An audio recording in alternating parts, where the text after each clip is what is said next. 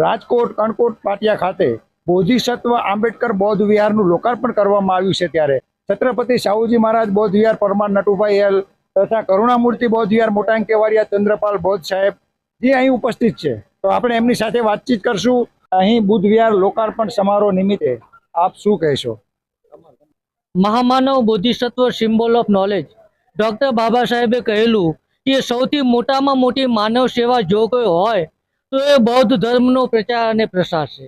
સાથે સાથે એમણે 14મી ઓક્ટોબર 1956ના રોજ નાગપુર મુકામે પોતાના ગુરુ ચંદ્રમણિ થેરો પાસેથી બૌદ્ધ ધર્મની દીક્ષા લઈ અને 7 લાખ કરતાં વધુ લોકોને જે બૌદ્ધ ધર્મની દીક્ષા આપી, તો એ જગતની સૌથી મહાન ક્રાંતિ હતી. અને ડૉક્ટર બાબા સાહેબનું સ્વપ્ન હતું કે આ દેશને પ્રબુદ્ધ ભારત બનાવવું છે. અને ડૉક્ટર બાબા સાહેબનો આ ધમ્મ ક્રાંતિ રથ ન માત્ર મોટા સિટીમાં પરંતુ હવે તો ગામડાઓ સુધી પહોંચી ગયો છે. ત્યારે ગુજરાતના બહુ મોટા શહેર રાજકોટમાં બોધિસત્વ આંબેડકર બૌદ્ધ વિહાર સમર્પણ સમારોહમાં પધારેલા તમામે તમામ મંચસ્થ મહાનુભાવો, ભંતેગણ તેમજ ઉપસ્થિત તમામે તમામ બૌદ્ધ ઉપાસક ઉપાસિકાઓ અને પ્રબુદ્ધજનોને મૈત્રીપૂર્ણ હૃદય જય ભીમ નમો બુદ્ધાય તેમજ મહાકારુણિક તથાગત ગૌતમ બુદ્ધ તેમજ ડૉક્ટર બાબા સાહેબના ચરણ કમલમાં વંદનની સાથે હું મારી વાતને વિરામ આપું છું.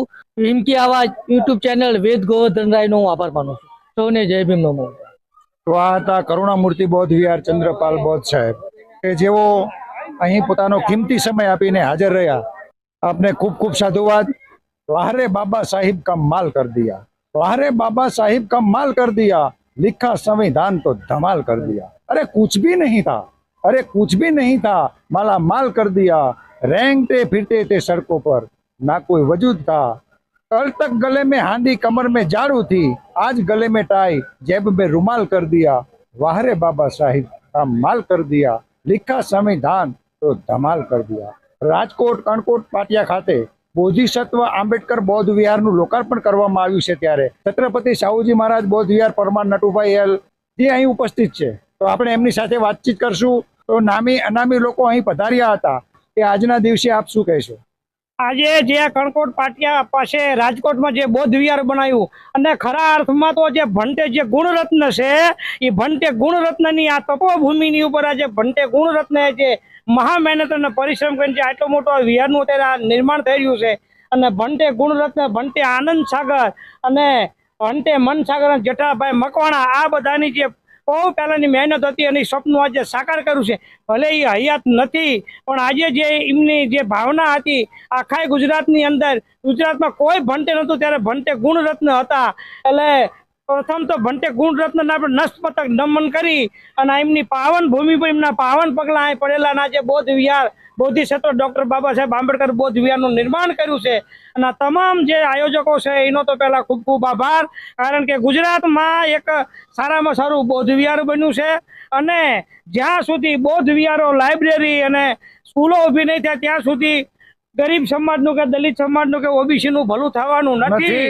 આઝાદી પહેલા કોઈ પાણી પાવાનો અધિકાર નહોતો. ડૉક્ટર બાબા સાહેબ આંબેડકરે ચૌદાર તળાવનો સત્યાગ્રહ કર્યો ત્યારે હજી પથ્થર ગારવ અને ઝાડવા પૂજા ને પૂજા પીપળાના પાન.